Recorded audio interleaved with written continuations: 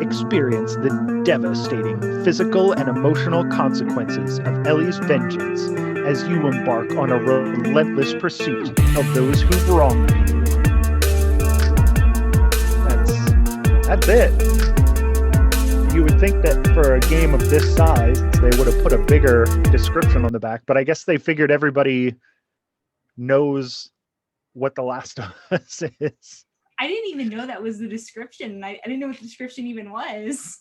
Yeah, it's just a very short one. So, yeah. So we're talking Last of Us 2.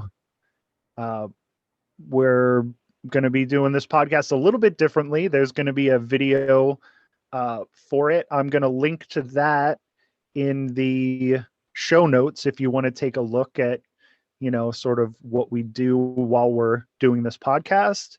If not, that's up to you. So I'm Michael Colby, and I have a guest today. Chris is still out of commission, but I have a guest who's probably better than Chris anyway. Hello, I'm Rissa. I'm from Discovery and Giggles, and I don't really like my last names, so I'm leaving those out. That's all right. We don't need last names around here. Okay, so we are going to be talking about The Last of Us 2 today, which I personally think is great, but has the most negative reviews I've ever seen on Metacritic. This game is insanely, it's like 50-50, tens and zeros. There's like no middle ground for this game. People are just downright angry or they love it, and that's an interesting way to see things. Yeah, I'm not a black or white type of person, but man, the way that people talk about this game, it is either a flawless masterpiece or a piece of garbage, nothing game that nobody should ever play. And there's no, oh yeah, this game was very good. I mean, personally, I put it as my game of the year for last year. I thought, I'm not huge on the older Naughty Dog games. I always said about Uncharted, like 1 through 3, and the first Last of Us, that they were great stories that I would love to watch the movie of, but it didn't really translate. Like the gameplay always, was almost a slog to get to the next story part. That's how I always felt about them. But this game I thought was super fun to play. I was invested in the characters. I mean, the way that they do that, and I'm going to say right off the bat that this is going to be full of spoilers. So if you are sensitive to spoilers, just tune out now. Go play the game and come back when you're done, because we are going to talk about everything. So just the way that they do it, how you start off the game as Ellie, you play as Abby before you know who she is. And then they go ahead and, this character that you've been playing for 45 minutes to an hour goes ahead and just murders the protagonist from the first game. Like, it's crazy. I've never experienced something like that in a game before, and I've been playing since Atari times. I'm an old man. I was talking to somebody the other day actually, and they brought up like the same thing. Like my first thing was the Atari, and I mean I'm not young or anything, but I always like state like, oh well, my first one was the N64 and the PS1, and it depends who I'm talking to. They're like, oh well. the PlayStation 1 was the first console I ever bought with my own money, if that if that like ages me. But yeah, it's just I was very I was very into the way that the story got told. I had some, some problems with it. I wish they wouldn't have split it up sort of half and half. I wish you would have went back and forth. Yeah. Because, playing as Ellie and then switching to Abby, where they did it was fantastic. But I wanted to see more of Ellie before you got back to her. So I was like, all right, so I sort of wish they would have split it up a little bit more. Yeah, I feel like I completely agree with you, by the way. That was one of my biggest critiques as well. Like, I feel like maybe if they would have been like, oh, you're gonna play as her, and for a little bit, you're gonna play as her a little bit. This is what's happening right now with her, and we're going back to her. I agree. It made it feel like you were playing a different game, like in a weird way, as soon as it got split. Like, you almost forgot that you were playing the same game sometimes. At least that's what I felt like. Not that it was bad, but yeah, no, it wasn't bad, but that whole first, I'm going to say third, because after Abby's part, there is like a considerable chunk of the game left. But for that third where you're playing as Ellie, I'm a big fan of stealth games. Yeah.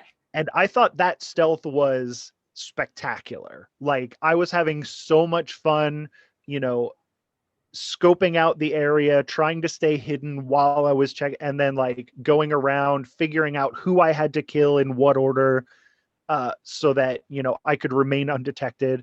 I was having a lot of fun.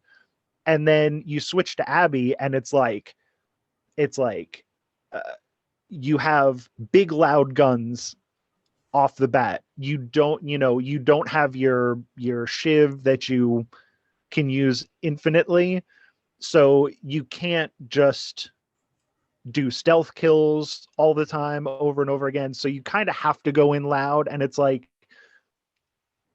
kind of not what I'm here for. Especially since that first several hours, like 4 or 5 hours of the game, is this really fun stealth stuff. And then, Abby's story is fantastic. I ended up really liking her as a character. I thought her arc was great. But the gameplay in her section just wasn't as much fun for me. I agree with you on part of what you said. I do disagree on the other.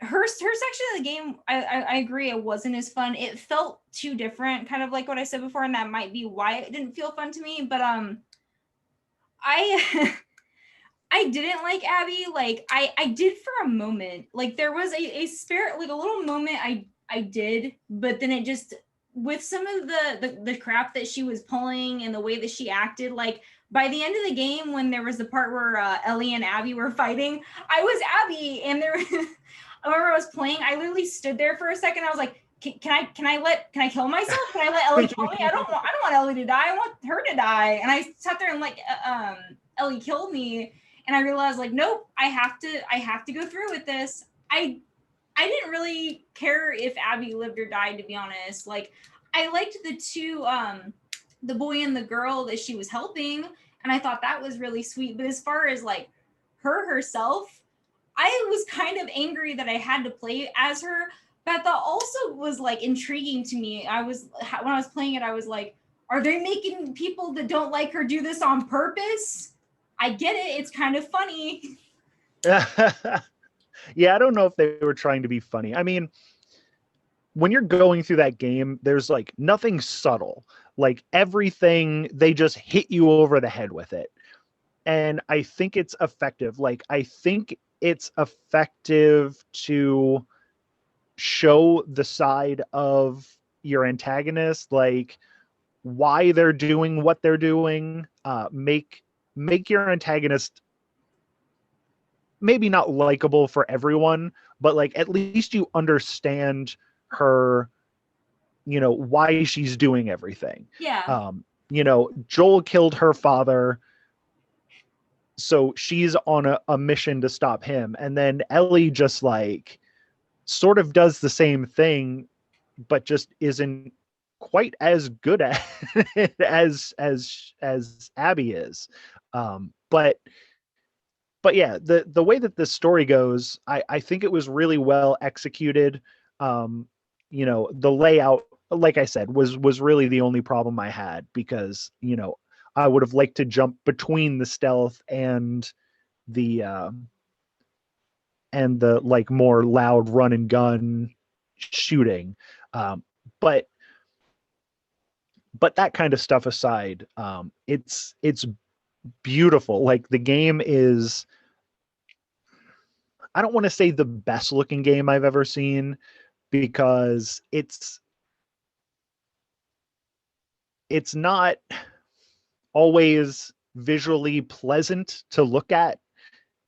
It is, after all, a post-apocalyptic game, but it always, like, it's one of those things where there's no draw distance. Like everything is, you get up close to some concrete and it doesn't just look like a fuzzy wall. Like you could see the little stipples in the concrete. The detail in every square inch of that world is so phenomenal that it's nice to look at. And then when it is, when you're in the woods, like when you're riding your horse through the woods with what's her name? Damn it. With Ellie's girlfriend. I can't remember her name either. Oh no. I'm sorry, Ellie's girlfriend. I'm also sorry, because she's like the most likable character in the whole thing. She's just referred to as Ellie's girlfriend, and everybody will know what we're talking about. Yeah, I mean everybody will know who we're talking about. But when they first get to Seattle and they're riding through the woods, that looks amazing. Like I was just walking around every little cutout that I could find just to look at these woods, because holy moly, it just looks really nice. And then it also does the thing I'm really weird about, uh like your environment in a game. It drives me crazy when I'm going through tall grass and your character model is just sort of going through it and you can see the grass coming through your character. And I understand why that happened before, but I know that they can do it now. And this one's one of those, you step in the grass and it parts. It gets away from, little details like that, the little trail behind your legs in the stream when you're standing there. Just little stuff that makes the world feel like it's a real place. Right.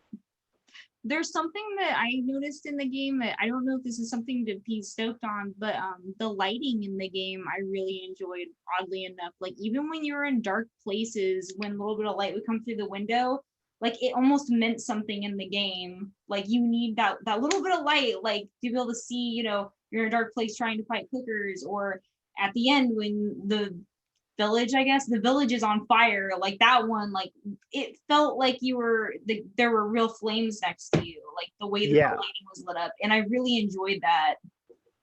Yeah, there's all the detail. And they talk about, the new thing now is the ray tracing in games, where it's realistic lighting and it's realistic like water effects and stuff, and that stuff is amazing. But the way that they can sort of emulate that now, because they've been working with this technology for so long, it is also very effective.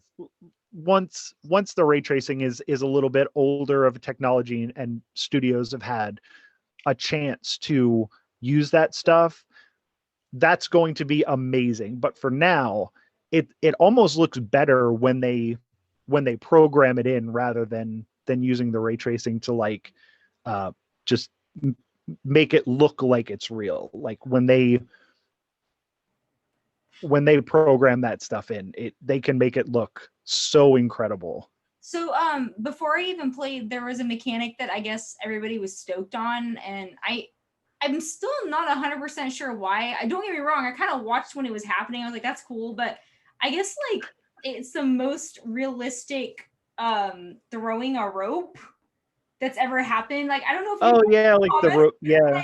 I that was the last thing I expected anyone to notice, and I don't know anything about mechanics, but I didn't know that they knew about the most realistic rope throwing. But I kind of thought that was funny, like when I was reading about that left and right when the game first came out, like, oh, it looks so awesome throwing the rope, and I'm like, okay. I mean, it was. I don't know if they used it as much as they should have. Yeah. But there was a part pretty early on, and the fact that it sticks out does show you that was really something special. It was right when you get into Seattle and you're sort of in that first town area where with all the like broken into stores and stuff, and the apartment buildings. There is a rope you have to get. It's just to get to a secret room to get some upgrades and stuff. So it's not even something that you need to get to, but you have to throw a rope over like this awning.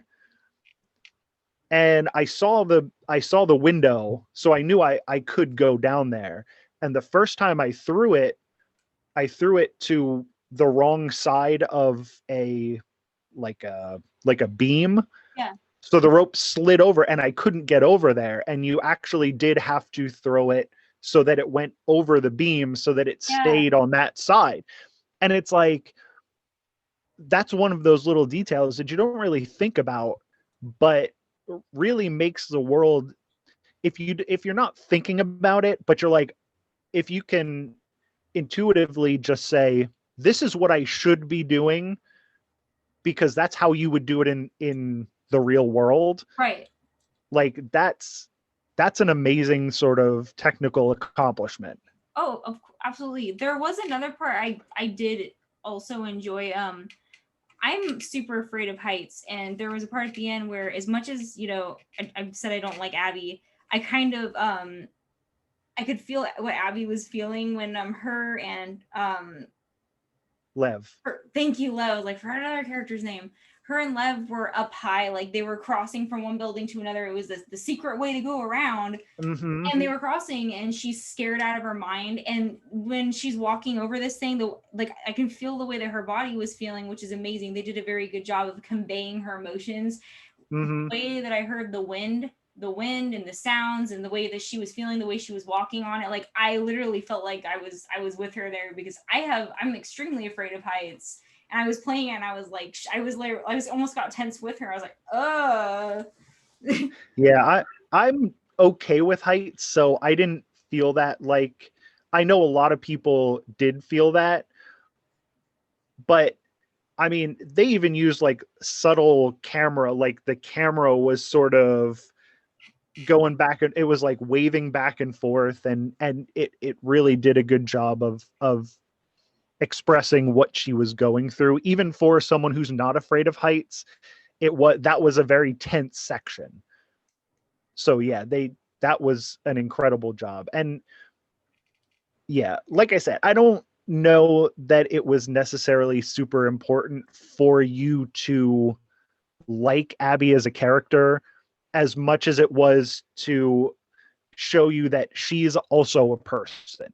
yeah. She's also a person, she has friends, she has emotions, she has fears, and she's also going for revenge. So yeah, just to understand her, why she was doing things, I think was the whole point. And just because I don't care, like a character is a good way in a sense to me, because to me she wasn't two-dimensional. She was four-dimensional. She wasn't just this flat, boring, like, oh, I'm going on a quest because I'm angry, I guess. I'm whatever, we're just doing this. It wasn't that. The fact that I didn't like her or did like her meant something. There's emotion there. There's an emotion Yeah. given to me. Like I always think about Game of Thrones. Some of the Game of Thrones characters I've been the angriest at in my life. To me, that's good acting and that's good writing because you've made me feel a certain way about that character. The character is not boring or flat to me. No, yeah, that's totally right. I in Game of Thrones, I hated the Mountain, even though after when they sort of reanimated him, he didn't do anything. Like there was really no reason for him to be there. But I still hated him every time I saw him because he killed uh Pedro Pascal's character Yeah. that I really liked. Yeah. So yeah, you don't always have you're right. You don't always have to like a character to have emotions towards that character. And that's hard to do in games, especially for an antagonist. Yes. But showing her with her friends, how she interacts with her friends, caring about these children that she really has nothing to do with. She found these kids. She didn't have to do anything. These kids belong to a faction that was killing off her friends, people that she knew. She owed those kids nothing, but she took care of them anyway.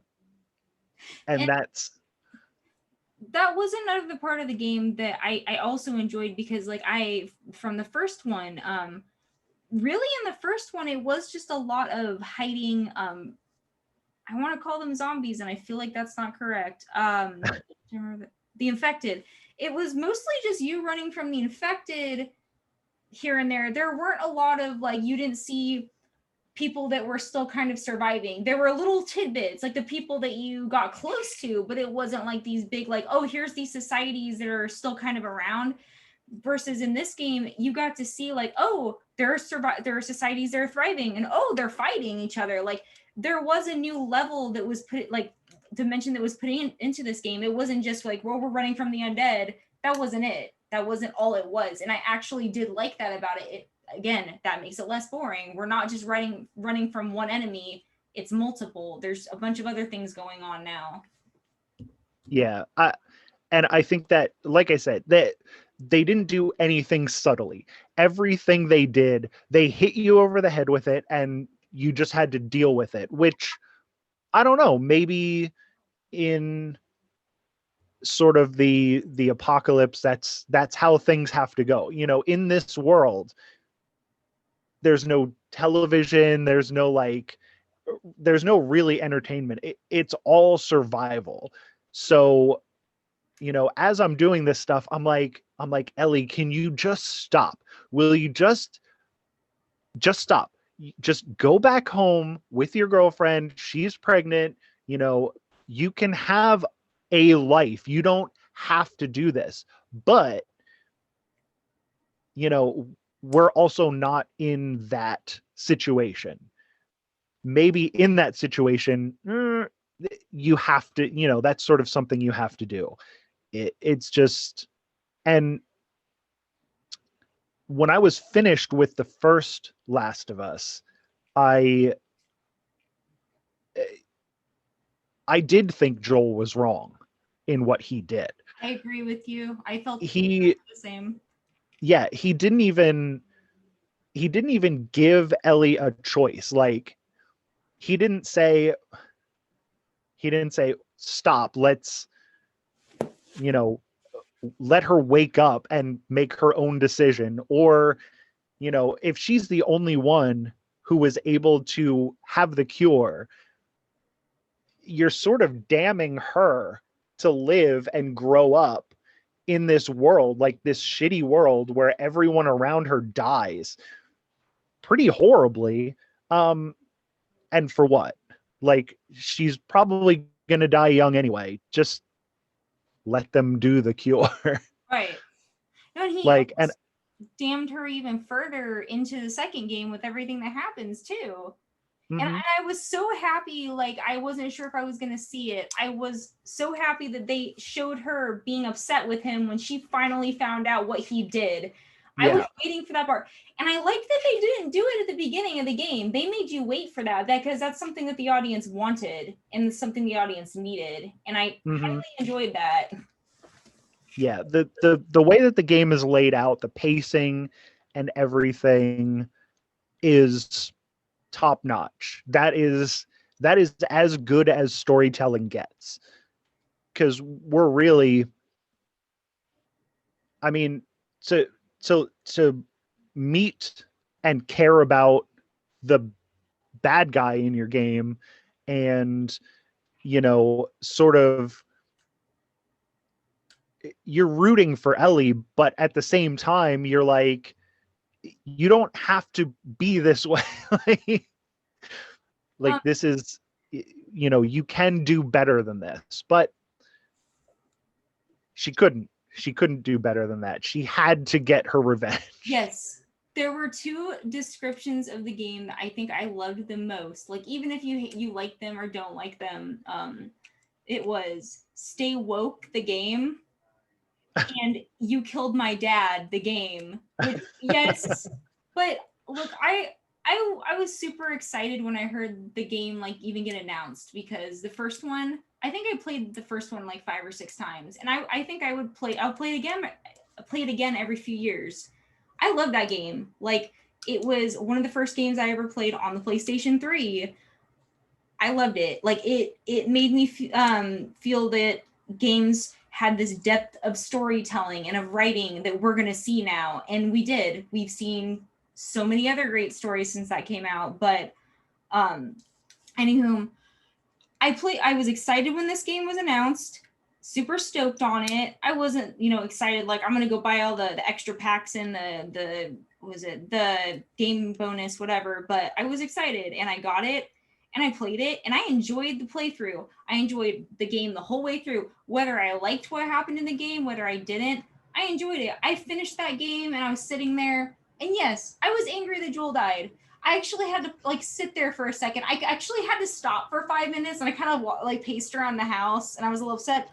But that's an emotion that it made me feel. But I enjoyed the game. I finished the game and I was like sitting there and I was like, I thought that was great. I had a great time. I felt emotions. I loved it. And then I read the reviews actually after I played it and I was like, this is ridiculous. It was a good game. It's not the greatest game in the world, but is it bad? No, it was great. No. I had a good time. Yeah. I play a lot of games, and very, very rarely do I give a game a second thought after I've beaten it. It's like, oh yeah, that was really good. I enjoyed that, but I never go back and man, that scene where Ellie goes back to the farmhouse and everything's just empty, and then she goes up to her room, or she goes up to the studio and everything's just packed away, and it's like, holy shit, like she did this.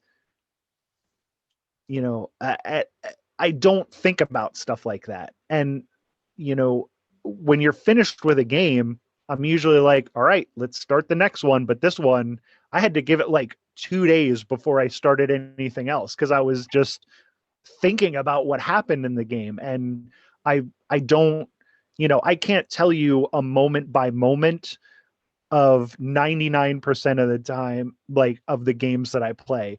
But I could probably go through the entire timeline of what happened in that game, because everything had an emotion attached to it. And that's special. Like, even if it wasn't a good emotion, it was still something that made me remember the game. And that's really what storytelling is making you feel something, even though and this isn't even like a television show with real people, acting. This is completely computer generated people. And, I feel bad for them. I feel happy for them when something good happens. You know, it's just incredible that they could do that with a game like this. There was a funny point to me. When I was playing, I was like, okay, you guys all suck. Just stop. Stop what you're doing. Go home. Go eat cake. Stop what you're doing. You guys are all terrible right now. Like, I did feel like that at one point. Like when everybody's just shooting everybody mad, I'm like, okay, you're all bad, stop. Yeah, Except for the kids. The two kids are the only ones I think I didn't feel that way about at a point. Ellie's girlfriend, I was like, okay, those kids didn't do anything wrong in this game. those kids were perfect angels, and the fact that one of them had to die was not it didn't sit right with me. I was I was more like, upset about that than Joel dying, actually. One died, I was absolutely, because she was like, she did everything she could. Like, she was so good to Lev. She protected him at every cost. And then what, people from her family did to her was so terrible. But yeah, and then we have just that last, we'll say, third, when you go back to being Ellie, when you go back to get your revenge. I don't know if this is right, because they don't really explain it ever, but it felt to me like that whole sort of town was set up by cops. yeah, I could, yeah. I don't know if you got that feeling, but like, just the way they looked, there were so many like military haircuts, and they had SWAT gear, which nobody else in the game had. Everybody was armed. Everybody knew what they were doing. Like, it seemed like they were trained, either military or cops or something like that. And it was everybody in that town.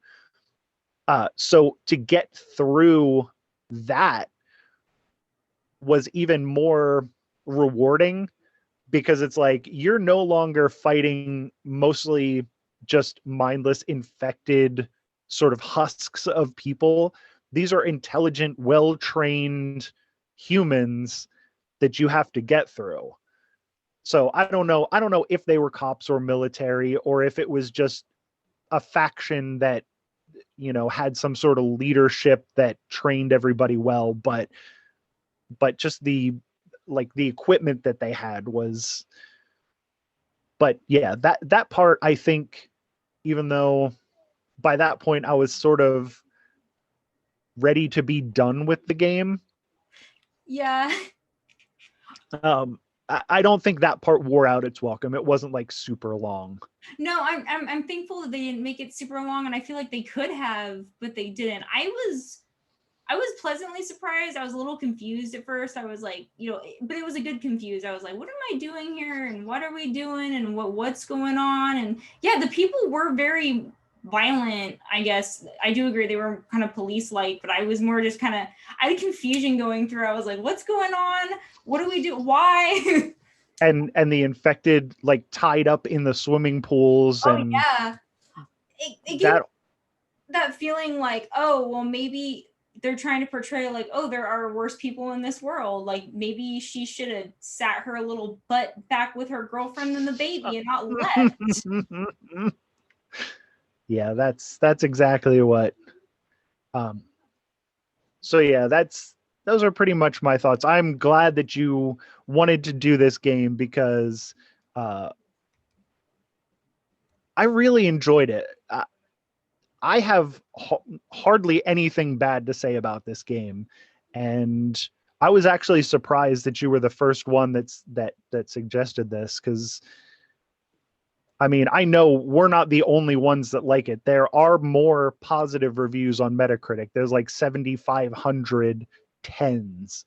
So I know that we're not the only ones who liked this. No, we're not. I noticed at first though, like it went from mostly negative, and that's what made me upset because I was like, okay, I didn't like some of the stuff they did with this game, but am I going to go and say it's garbage? No, I had a great time. And I looked and there were so many negatives versus the positives. It was actually overwhelming. And then I noticed it went the other way. It was actually getting a little more recognition than it deserved. And that made me happy. Yeah, I think, well, from what I read, I usually, my favorite part of this show is usually going through the bad reviews and making fun of them. Uh, Yeah. so I love to read the bad reviews, but the shittiness of the people who are leaving these bad reviews like was too much for me. I couldn't sit there and go, "Oh yeah, these idiots, they didn't do this or that or whatever." It was like genuinely bad people. like oh, I don't need this gay agenda shoved down my throat. Why am Oh, I Yeah, like why are you forcing me to play as a woman? Oh, and there's this transgender character, blah blah blah blah blah. Like and that's their problem with the game. I think that's the biggest reason for all these bad reviews. What It has nothing to do really with the game. It's just, oh, you're shoving your social justice warrior agenda down my throat. stay woke. That's all I was like. Yeah, Stay woke, stay woke, stay woke. The game. I yeah. People are big mad about having to play as a lesbian I, character. I think I don't know if I'm correct. I feel like what people wanted was just another first game. They wanted another heartfelt I love you now, Mm-hmm. blah blah blah blah blah. And I was kind of happy that it wasn't. Like I don't want a whole nother game like that. That's stupid and boring in my opinion. Yeah, and people don't seem to, despite the fact that it's been going on since like the 1400s, people don't understand storytelling structure. And this series is obviously a trilogy. Like, they're not going to leave it at the ending of this one. And the middle section is where the bad stuff happens. Yeah. Like, that's just basic story structure.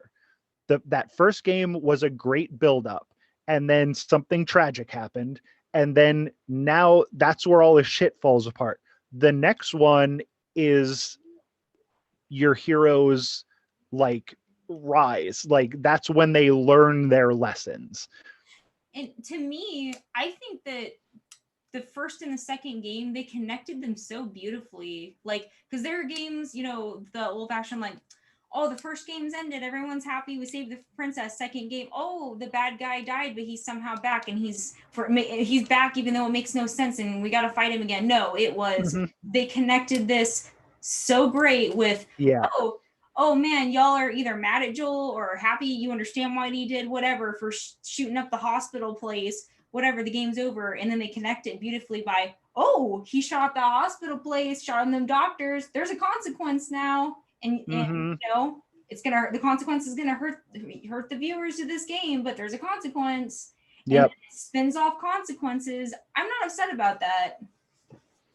No, I do think it's funny how you're saying about how the first the first game ends, you killed the bad guy, and then the second one he's back for no reason, and you're wearing a Legend of Zelda shirt. Oh, Because that is I the think most hypocritical thing. All right. You just I called do me I out. yeah, I love Zelda games, but well, I love most Zelda games, but that is a series that is notorious for, oh, we're going to a next one. Ganon's back for some reason. Like, I don't understand the timeline of Zelda though.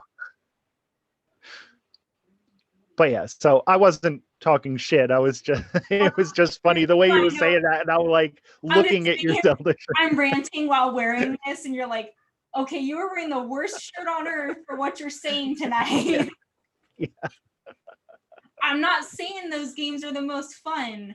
I just like the puzzles, okay? Yeah. I'm not saying that the depth of those games is great because it's not. It's a little dumb at parts. But then puzzle solving bits. But these games with the storytelling depth, there's a whole nother character to them. Yeah. Oh yeah. And that's definitely true. And like I said, the second part actually had fun gameplay that I enjoyed playing, which is not, you know, and Uncharted 4 was the first Naughty Dog game that I played where I was like, oh, this is a fun game to play. It sort of broke free from the way that the Uncharted games were. So that's actually why I gave this one a shot, because after I played the first one, I was like, when the second one was announced, I was like, whatever, it's just going to be another Naughty Dog game. But then Uncharted 4 came out and I'm like, oh, maybe Naughty Dog learned how to play or learned how to make games that I want to play because they're fun to play. And I think they did a bang up job with this one. I completely agree with that. I played through this game and I enjoyed it. I had a really good time. I felt emotion, and that's more than I can say for most games. I'm not gonna leave it out. There was another game I was waiting for, and I was actually completely let down. I was like a lot of the critics on this game, where I was just totally negative on it. But I felt like I had that right. Like, I was a mega fan, and it let me down. But I felt that this was a terrible game, but it was the opposite. It got nothing but positive reviews, versus this one didn't deserve the hate that it got. Oh, maybe you can tell me off camera then what you're talking about. There's a lot of games though that they get such positive reviews, and I don't feel that it deserved it. It's just the same game we've been playing over and over again, and this wasn't that. I felt that it innovated just as much as the first one did, and yeah, nothing bad here. Yeah. And that's one of the things that I've said before on this show. I actually said it on the one I recorded earlier today. I'll take a game that's not super fun to play, but has a vision, like has an artistic vision that it sticks to and goes through with it. I want to see someone's vision rather than playing another Call of Duty or another, Gears of War, where I don't care about these characters. I don't care about the people. And the gameplay is perfect. It's polished. It does what it's supposed to do, but I don't care to do it because I don't care about what's going on in the world. I actually, when I played the first one, back in the day, I had a hard time. Like, everybody was kind of playing like the Fallout series, which I did enjoy them, but I couldn't ever finish like the Fallout game for some reason, or Call of Duty. I'm not good at those, like the shoot 'em up games, but when I plugged in The Last of Us, it was a game where, oh, I can stab and shoot and blah blah blah blah blah. But I enjoyed it. It didn't feel like I was just running around like having to like be anxiety filled, like shooting people. It felt like it was for a purpose with a really complicated storyline. It made me enjoy both of those things together, and it actually brought me into enjoying these kinds of games. So I'm thankful for it. Yeah, it's really, yeah. I mean, I don't know what else we can say about it. I enjoyed every second I had with this game, and but not everyone did. I do have a couple of reviews pulled up. Like I said, I'm not gonna read these really shitty ones by terrible people, but some of these people just too hilarious. You know what? So I would never. I wouldn't even make fun of any character for their sexual preference, identity, whatever. I don't care about any of that. I think I was, as I said earlier, I was mad at Abby, and when I was playing, I actually every time like she'd be like running, and I saw her muscly arms, which I thought was great.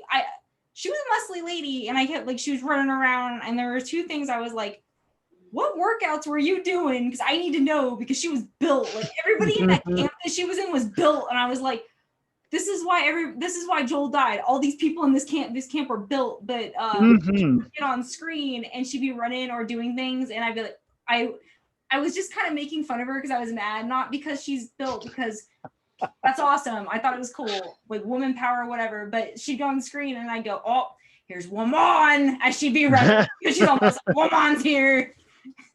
But yeah, I mean, I can see. I talk shit on characters that I don't like. If it's again, they're computer people. They're not real. It doesn't matter if you're making fun of them. But yeah, I actually have 3 very short ones that are very funny to me. A lot of these just say, "Oh, the first game is the only one that counts." This one says, "Atrocious. I'll stick to the genius of the first and only game in the series. Part 2 is dead to me. Excuse the pun." Another one, "Deception. I hated every minute of that game. I threw my money in the trash. I don't recommend this game." And then I slid my glasses down for these. This is my favorite one. "Caca poo poo. Stay away from this game, folks. What a disservice to its fans and characters. This is a prime example of how not to treat your game, woke trash. I'm done." It's always, you're going to read something of brilliance when it starts with "caca poo poo." That's amazing. I was trying not to laugh, and I was also somehow dead inside at the same time. So Yeah, I'm really leaving a lot of these out because I don't want to say the words that these people are saying. those were pretty great without you read the terrible ones. Like those were all, that is all I needed to understand of the recent reviews there. All you need to know is that this game is caca poo poo. Yes. Yes. Yep. Okay. It's like, yes. Okay. It's not, and that's, everybody has the right to their opinion. That's, why it's great to be able to have that right to your opinion, but this is mine. It's not bad. It's not a bad game. I enjoyed it. I enjoyed playing it. I got done with it. And like you said, I remembered the story. I remembered what happened. I felt sad. I felt angry, mad. Mm-hmm. I was making fun of the characters. I was sad about the characters. We had angry, "You killed my dad," and we got angry back, "You killed my dad." We had Lamon. We had everybody we needed. I had a great time. It was a good game. Yep. Very good. Now, did you have you said about playing a video clip, or? Oh, we kind of went past that, but Oh. Okay. It is a good game, and this is an example of emotions. Like, the writers were able to convey emotions in me. I was very upset, and this is the one particular part in the game that I felt upset, and I'll explain why as it goes on. It's really quick. And the part that you explained there, it was a good explanation as to them giving us emotions, and that's a good thing. Good writing. And again, I don't like Abby. I've made that very clear. But yeah. Here's my problem with this, and they did a very good job with this, with the emotions it conveyed. That's not that to me. I looked at her when this happened, and it wasn't even Abby anymore. When Ellie approached her, I was like, "Okay, I know you travel this way. Leave her alone." That's not her anymore. No. Yeah, when I saw her all emaciated like that, like with those skinny arms, it's like, what did she go through? What happened to you? Wow. And you can see it in Ellie's face. Like they put that on Ellie's face. Like you could see it just there. there were, and you know, these two fighting, it was also great. Don't get me wrong. Like I was, Yeah. but I had like this was the one part of the game where I really was conflicted about this. I was like, because the first fight between these two, I said earlier, I kind of wanted Abby to die, but right here, this felt like she's not even herself anymore. Yeah. And the way that they did this fight, they made it so long, and with Abby being, she was just crucified, and Ellie, this isn't very much after she fell on that trap, and she has like a puncture wound in her stomach that's probably very infected by now. Like, these two are in such bad shape.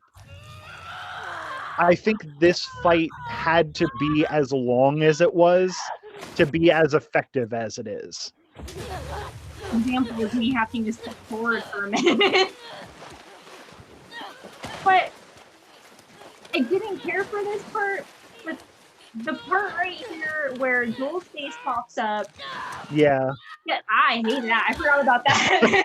Oh yeah, no, I didn't, because like I made a joke. I was like, you went there to get your finger bit off, and that was all that happened from that. Yeah. You could have been with your girlfriend and the cute little baby, but you came back with no fingers. Nope. Peaceful.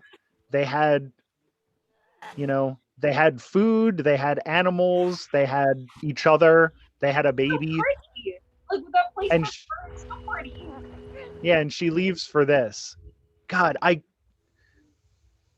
this right here, when it showed him, I was like, okay, you may have hated this whole game, and I know the whole like stay woke. I get it. I do get that. But that alone, like showing him, it's a good lesson. Like that is not what he would have wanted for her. And sometimes it takes a person a really long time to realize what's important, unfortunately, and that's a real life thing. I know people that are stubborn, and she was. So it's conflicted feelings, but that part, I loved that when it showed him and she stopped. Yeah. That was a normal human emotion to me. Yeah. Personally. And then Abby, I mean, right there, Abby walks behind her and she's not paying any attention. Yeah. Abby could have murdered her in a second and, it wouldn't have been anything, but she just went and got Lev and left. And yeah, I think every part of that scene had to be exactly what it was. Yes. In order to get what it was going for. I understand, I think everybody was really upset with that part, and that really crashed it for people with the game. And I was too. At first, when I played that, I was like, why didn't you kill her? But then I was like, you know what? That was cool the way they just did that, because it's been so tumbling on emotions. Like, I don't like her. I don't like what she's doing. But then to me, that was a good way to end it. It ended it with a final, you know what? Revenge isn't always what's needed. And look what these two did to each other. Yep. This is what they did to each other. Yep. And that's the end of the second act. Our hero learned something. And that's storytelling 101. So yeah, I mean, I don't know what else to say. I'm a little emotional having seen that scene. Oh, I'm sorry. Just now.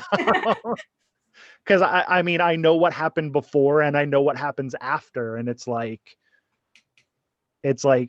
I think that's the moment in the story where Ellie grew up. Like, that's where she becomes, a grown-up and not just a revenge fueled,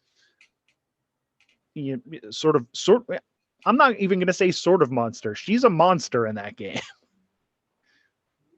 but she grows up in that point, and it's important that they gave her the opportunity to do that. I agree. Like, it was murder rampage, woke, whatever you think it was. it wasn't bad. I enjoyed it. I'm gonna keep Yeah. repeating that. I'm never gonna change that opinion. And everyone's has the right to their opinion, but you know, they can eat it as far as this game goes. I won't say that about any other. And I'm gonna get so many angry people that Yeah. I'm saying that for a laugh, like eat it. Yeah. I had an old YouTube channel where we did video game reviews, and we did an episode when Mass Effect 3 came out about how the ending wasn't that bad. And wow, we get some comments on that video. All right. Well, I think we've said just about everything there is to say about this game. So, um, uh, we usually end out the episode with plugs. So, I'm going to give you a chance to plug your thing, even though people watching it are already going to be watching your channel anyway. But go ahead for my listeners. Yes. So I am from Discovery and Giggles. Check me out on YouTube. Thank you so much for watching. I mostly I call mine podcasts as well, even though I learned recently they're vidcasts, but that word sounds ridiculous to me. So I'm going to keep calling them podcasts. Thank you for listening to me today. And thank you for having me, by the way. Yeah. Again, it's been a pleasure. Thank you. It's been a pleasure. And for viewers of this show, my podcast is called I Love This Terrible Game. It's on anywhere you can get podcasts, so you can take a listen to it over there. My main podcast is called Jack Billings Presents Me and My Neighbor Michael. It's a wacky comedy podcast about neighborhood goings on in an alternate dimension, Reading, Ohio, where we have haunted cars and undead sorcerers and murderous cops and perverts, and it's a wacky time. So again, Rissa, thank you. You were a pleasure to have on. It's always nice to talk to you. And for my podcast listeners, I'm not going to tell you what's on next week's episode because I have no freaking idea. You'll find out when it happens. You'll find out when it happens. You'll find out when I find out. Thank you. Thanks.